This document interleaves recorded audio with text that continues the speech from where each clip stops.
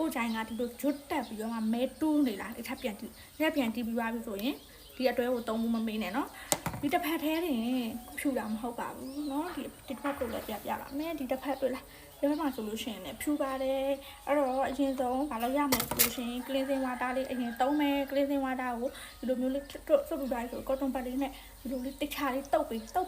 ကိုမဲနေနေရတယ်ဆိုလို့ရှိရင်တကယ်ကိုပါလာလိမ့်မယ်တစ်ခါသုံးပြီးတော့တစ်ခါတိတာတကယ်အရမ်းမိုက်တယ်ဟိုဒီ cleansing water လေးကိုသုံးမယ်သုံးပြီးသွားပြီဆိုလို့ရှိရင်ဒီမှာအနေကြီးတွေ့လားရေချိုးပြရတာမှာထွက်တဲ့အနေကြီးပြီးရင်ဒီခွင်လေးကိုတစ်နေ့ကို2ကြိမ်ပုံမှန်လိမ့်ပေးပါဒီခွင်ဆိုနည်းနည်းလေးပဲလိမ့်ပေးရမယ်နော်သူကလေဘိုးလေးကသေးတယ်နည်းနည်းလေးပဲပါတယ်ဆိုတာအများကြီးလိမ့်ပေးဖို့မလိုအပ်ဘူးပြီးတော့လည်းနည်းနည်းလေးလိမ့်ရုံနဲ့တိတာတယ်အဲ့တော့ဒီဘက်ကလည်းဖြူတယ်ဒီဘက်ကလည်းဖြူတယ်